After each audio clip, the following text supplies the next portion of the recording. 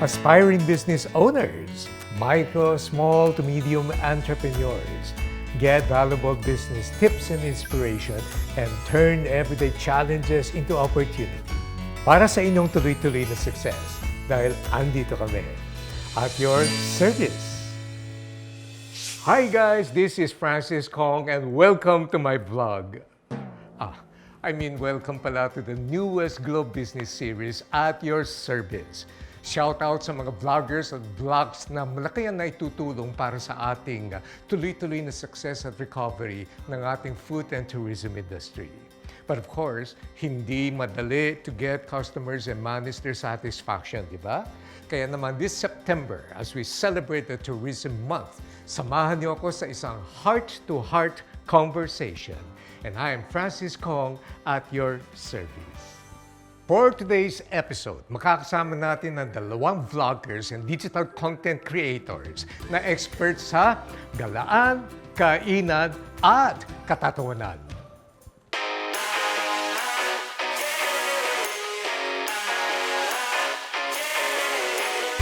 Dahil sa kanya, marami tayong napuntahan.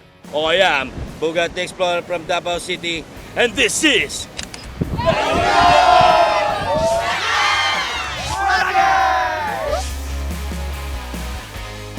Dahil sa kanya, marami tayong pagkain na natikman. So good day mga Pops, welcome sa Chui Show at ngayon hinihintay natin.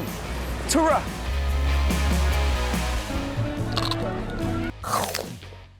Dahil sa kanila, maraming negosyo ang nakilala at nadagdagan ang kita.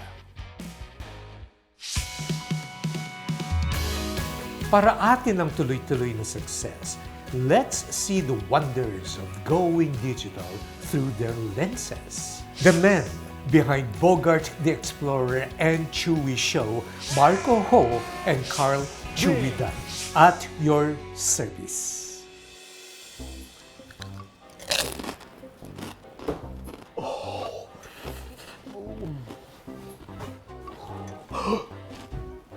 Hi, g'day mates. I am Bogart The Explorer from Davao City, and today we're gonna hunt down the most dangerous and judgmental species in the urban jungle, the Philippine food vlogger. Over there! I don't think I've ever been this close to such a magnificent creature. With an incredibly strong teeth, powerful jaws able to crush the skin of a pork, and bottomless stomach, he's able to consume as much food as he wants, all in exchange for that shout-out. Look! Oh, I think it's in a food coma. Perfect time to catch it. Let's go.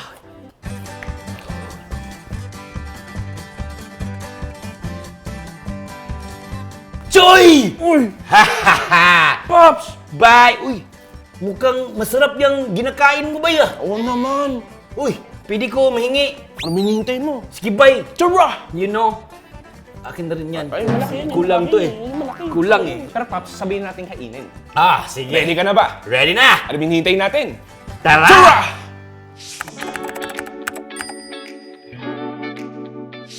Pops Chui of the Chui Show and Marco Ho, also known as Bogart The Explorer.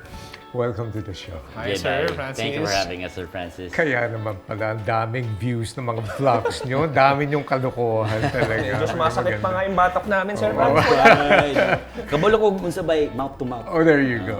I can do Pero, that for you. balita ko, the Chui Show is now on its 5th year na pala. Yes, Sir Francis. And while the Bogart The Explorer has been creating content for more than a decade now. So, kung nostalgia, backtrack a little bit. Paano kayo napunta sa pag-vlog? Well, started working as a production assistant for TV a long time ago. And then, as you know, productions can be short of people. They start giving you lines, mga ganun like that. And suddenly, they realize, oh, this guy can deliver lines in front of the camera. Alright. Finally, sealing the deal was, when that TV show also happened to have a radio show, Okay. I decided to prank call them, pretending to be a foreigner listening to the online stream. They all bought it. And then the next day or next succeeding days, they found out that it was just one of their people pranking them. Apparently, though, the producer of the show already had this idea. His name is Jaco De Leon, about this character doing creatures with, you know, Filipino characters, mga ganun. So, but he never found the guy to be able to finally execute it until he saw my accent things. What was the prank you did na nakuha yung attention niya? No, because I was singing to them. It's like, I love your shows there in the Philippines, mate. My favorite #1 show is a show called Valiente. Oh, there you go. I'll give you that Valiente. Okay, yan mo nakukuha, no? And they were laughing talaga. Oh, And there they you went at go. the end of the show, can I greet my friends there in the Philippines while I'm at it, mate? And it's like, yeah, please go ahead. May hapon days akong ante, taga Surigao. So they kind of lost it there and then figured out, okay, it's one of our guys. And what about you, Pops? Ano naman ang backtrack a little bit? Ako sir, ever since talaga pangarap ko maging artista. Oh, Bata okay. pa lang ako talaga. Tapos nakita ko nung lumalaki, parang imposible Parang Kaya, actually, I'm a fan of food and travel shows like kay Anthony Bourdain, Andrew Zimmern, sa local si Drew Arellano. And then, somehow, nakita ko yung YouTube, may mga food vloggers like Mark Quinn, nakita ko, ginagawa nila mag-isa. Meron silang sariling solo travel show. Sabi ko, wow, galing no ngayon, hindi mo na kailangan ng crew. Pwede mo siya simulan. So, tinry ko lang siya. And then eventually, nag-enjoy talaga ako. And then, naging consistent ako simula 2018 hanggang ngayon 2022. Never ako nag-miss ng upload ng video. Oh, there you go. Pero yung 2018 nung pumasok ka, mukhang marami nang nagbablog on food na rin eh. So what makes you distinctively different from them? I think the difference during that time is an organic approach there na, you go. alam mo yun, mas nakaka-relate sila. Kasi Oo. di naman po ako chef nun eh. Ayun. Chewy features the things that are everyday things that people tend to overlook, but people need to appreciate these things. Correct. I, on the other hand, will shock you na lang from out of nowhere. You know, you see this guy, and suddenly, hi, g'day, bye. And then, you know, the sudden shift kasi is what gets people. It's like a joke. The Yes. punchline needs to be completely, you need to be completely blindsided by it. Right, That's what true. this face does. Galing, galing. And when your digital reach becomes wider through the years, ano-anong napansin niyo mga naging impact naman sa food and tourism industry natin? I think the impact on food tourism is maraming nadidiscover na hindi mo mari-research. Kailangan mo talagang pumunta doon, magtanong mismo doon sa tiga doon para malaman yung kainan na yun. Eh, what about ikaw naman sa tourism? Ano sir, traditionally you've had those mga hole in the walls that have lasted for 40, 50, 60 years without even franchising. Finally have the power to show the world their good food and then in a video form, and then people can even order it online. Naging opportunity para sa kanila For na ma-discover and so you explore, people discover. Galing ano. And Chui, you went to Zamboanga, di ba? Yes, sir. So yung pagpunta mo doon, ano naging impact naman ito sa ating Muslim community? There's a lot of positive comments and feedback, sir. Kasi naku-curious lang ako kasi ang laki ng Muslim population sa Philippines. Pero yung food nila, hindi pa gano'n nagiging mainstream. Ang tagal na ng, di ba? Isa lang sila mga unang tumira sa Pilipinas. Yes. Pero hindi pa rin natin na-appreciate yung food nila. So, nung pumunta ako doon, in-feature ko yung Zamboanga, na-upload natin yung Zamboanga series natin. Ang ganda nung feedback mula sa mga Muslim community na nagpapasalamat sila na napakita na hindi naman delikado doon, na meron silang, di ba, sariling kultura doon, sariling pagkain na pwede i-showcase sa lahat ng Pilipino, kahit hindi Muslim. Grabe, ano, galing. Na-co-host ka rin ng episode of American filmmaker, Sally Side? Yes, sir. Oh, ano naman ang experience mo doon? Actually, idol ko po talaga yun. Okay. And then, he went back to the Philippines. Luckily, kinontak ko ng producer nila. Tapos ako yung naging fixer niya and local guide for almost 10 days. So, exploring, discovery. Alam mo, nung araw, hindi mangyayari yan pag walang technology eh. Pero you know, syempre, hindi lang naman food and tourism industry ang nabupush nyo. Pati yung mga ang aking tinatawag na collateral or surrounding negosyo. So, sino-sino ang mga natutulungan yung mga negosyante in your experience? Back to you. Ako, sir, yung mga hole-in-the-wall, street-style businesses, yun talaga natutulungan. Sabihin natin natutulungan ng show. Kasi yan yung mga stalls na hindi gano'n na feature din sa TV. So ito yung mga tipong parisan sa kanto. 40 pesos parisan. Pero grabe magugulat ka, 10 years na pala sila. Yun yung bumuhay ng pamilya nila. Yun yung nagpa-aral sa mga anak nila. Pero yung mga nakakaalam lang doon, yung mga lokal doon. So ngayon dahil sa social media, dahil din sa platforms namin, kahit pa paano, nabibigyan ng chance pang makilala pa yung produkto nila. Na hindi lang doon sa vicinity ng area nila. And then yun, ako perfect example, meron ako si Kuya Jim. Sikat na rin naman siya noon nung finiture ko. Pero umabot yung video namin ng almost 7 million views. And then, grabe, naging sobrang blockbuster yung pila nila. Hanggang sabi nila, na-interview siya sa Jessica Soto, kumikita siya ng 100,000 per day.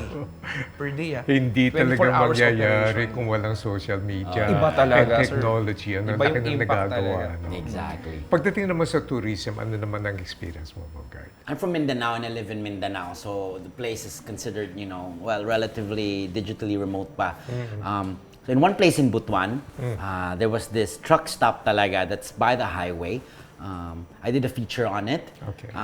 It was small back then, but it was gaining traction. It just needed the right kind of attention to it, to be driven to it. Now, when I came into the picture, not only did we have traditional media like TV, but my online presence also as well, and I used that platform to promote the brand. And now they've significantly grown bigger, even through the pandemic.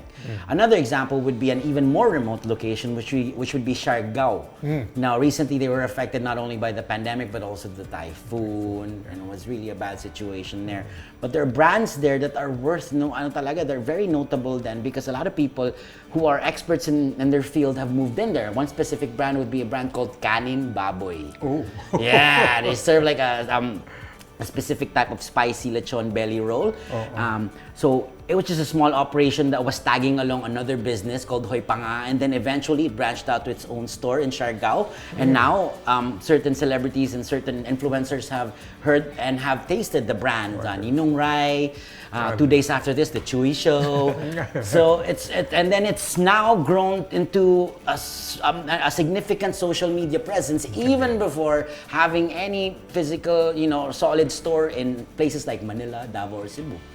In your travels, ano naman na nakikita niyo naging barrier sa ating mga negosyo?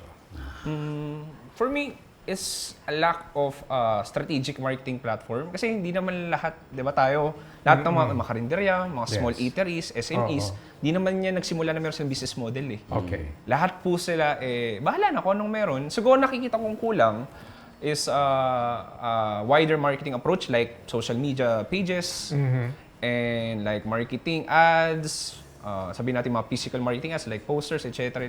Pero ang napapansin ko ngayon, nag-a-adapt na sila unti-unti. Nag-a-adapt Like na rin. in form of payment, di ba? Katulad nung Gcash. May Gcash May na. Gcash na. May makita ka, taho. Electronic payments talaga na system. All kinds. Ano naman napapansin niyo sa mga business owners natin in terms of managing customer or tourist satisfaction sa internet naman? Well, the great thing about that is instantaneous connection with the customer. You can get an instant feedback either directly, like chat ka, I'll click the message button, hello, are you the owner? Your food is great, or your food is not that great.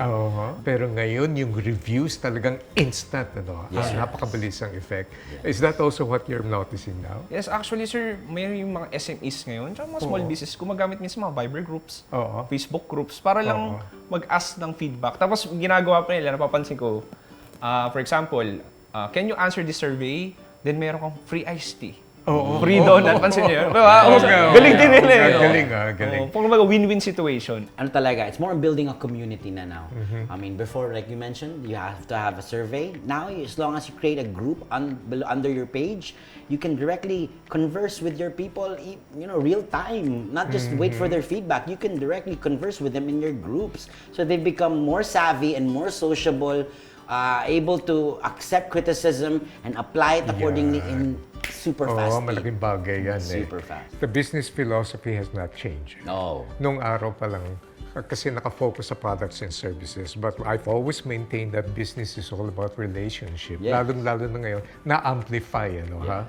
Pero as vloggers who review others' business, siyempre, nire-review niya yan, Kapag hindi naman kayo na-satisfy at sa customer experience mo, nagbibigay ka rin ba ng mga honest feedback sa kanila to improve their product and service?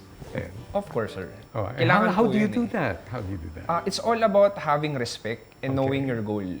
Kung ang goal mo is makatulong, huwag mo sila papahiyain. Pwede mo sabihin nicely. Number 2, pwedeng sabihin after ng lahat na, sir, medyo may katigasan yung karne natin. Sir, medyo may kaalatan na. Parang maganda, sir, next time, mas palambutin pa.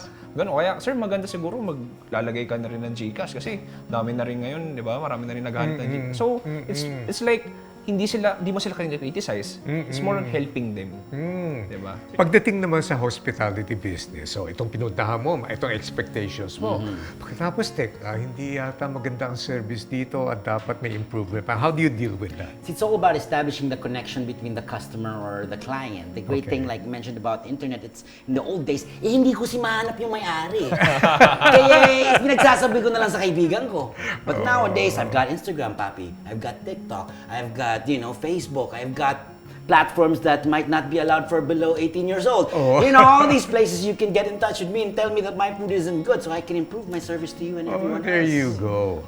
Na kung gano'n naman kalaki ang impact nyo sa bawat negosyo at na-feature nyo, ano naman ang naging impact nila sa inyo? Starting with you. When they say establishing connections, it's not just the digital connections, it's the personal connections, like what we do.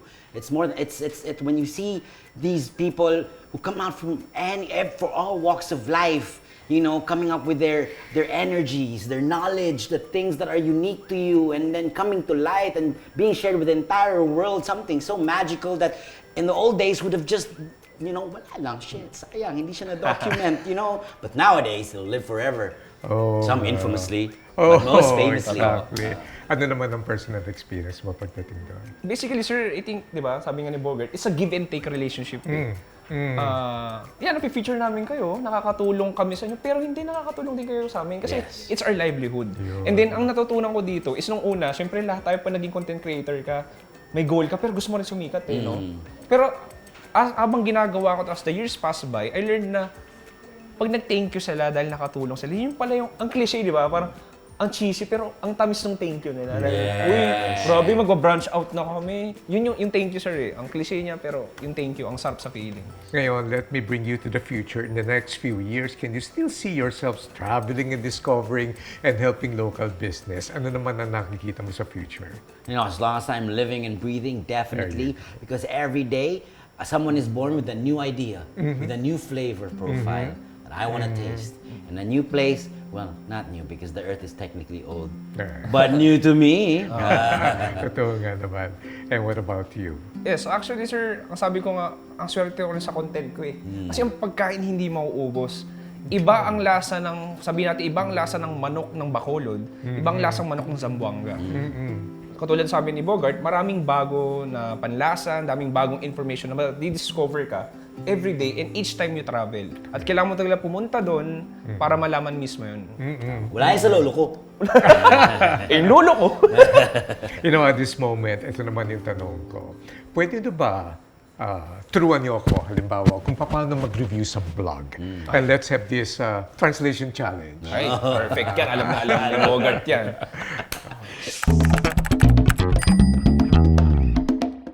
Ito. Pagbibigay ako ng English word and then Carl will translate it into Tagalog and Marco, you'll translate it into Bisaya. Bites. Okay. Game. Ito na ha. Delicious. Ang sarap. Hello! Galing ha. It's a bit salty. Medyo maalat. Hello! I'm full. Busog ako. Hello! Parang pare-pares lang yun. Oh, pare. It's all the same with me. Ganun pala yun. Ganun pala yun sa Bisaya. Now I know, no? Now I know. Exacto. Legit. Ngayon naman, yung mga viewers naman natin ang tutulungan nyo, ha? Anong maibibigay nyong tips para ma-manage naman ang kanilang mga customer satisfaction and to get repeat purchases and sales gamit naman ng internet? Hey, I have an idea. Let's use our Samsung Flip TV. Okay. Yeah, there you go. Para magpabalik-balik ang customers ninyo, you need an active social media presence. Meaning, hindi lang sapat yung may social media ka. Dapat actively participating ka. Okay. Nagpo-post ka ng content online, you have a content plan, and then doon mo nilalagay mga promos mo, marketing. Tapos isa pa siguro is building online customer relationship.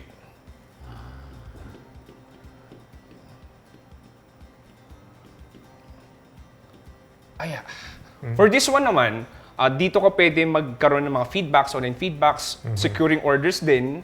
And then, dito ka nakipag-communicate eh. Diba? Uy, masarap ng pagkain namin, ganun. Anong pwedeng feedback? So, I think that's it. Ikaw, Bogart. Mabilis, man.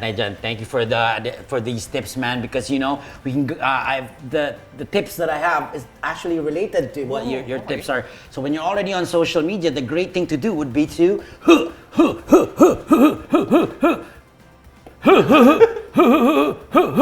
collaborate.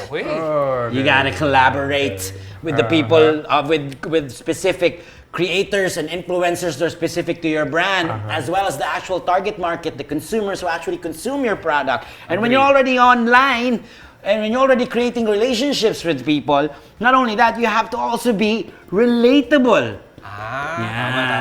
to the people, you know? Because if you're selling an affordable product but market it as luxury, there is an obvious disconnect and people will be disillusioned by your product. So you put all these things together and it's pretty good.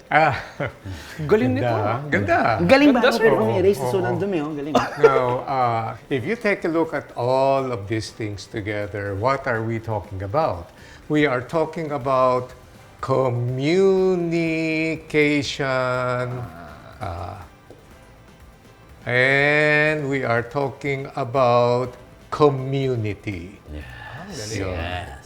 Ngayon, but ang pagkakaiba naman ngayon is that yung community and communications ay amplified by technology. Technology enables you to challenge yung mga distance and geography at nakukuha mo na, and then you can get the message across. Now, here's the beautiful thing about this. Pag titignan mo ang mga root word nito, communication and community, it means it comes from the word to commune. Kaya nga ang communion is also the same word. You get together, at doon mo makikita yung relatability, yung collaboration, yung presence and relationships so nagkakaroon ng engagement. The world is getting smaller. Community, relatability, everything now happens in a very beautiful way enabled by technology. So wherever you are, Luzon, Visayas, Mindanao, you are the famous travel spots, and you are that little bit unknown place somewhere, you can now make use of technology in order to enhance recognition, acknowledgement, and familiarity, and also create excitement for people to visit you. So what do you think? Yes, sir. I think that's the power of digital or internet. Nakakatulong sa tourism natin. Perfect example yan, social media presence natin. Sobrang important yan kaya finiture ko isang kainan sa Zamboanga. If they have a Facebook page or any kind of social media platform, kahit tiga Manila pa ako, kahit dulo pa ako nasa norte pa ako ng Luzon, makikita ko yung info nila, kung ano yung ino-offer nila, pwede rin magbigay ng feedback, mag-inquire. So, I think that's the power of digital tourism. Exactly. Going a step further, when you locate and are able to connect with these people who are from far away, which is what I do in my videos when I promote a product, for example, I do English, Tagalog, and Bisaya. Not only am I inculcating the cultures of different people in different places in one video, in one convenient package that consumers can consume in their own homes. Exactly. Galing. Well, thank you very much for your tips. I'm sure a lot of people have benefited from your ideas and your insights. So let's get back to our table and let's talk about something else. Right. All right.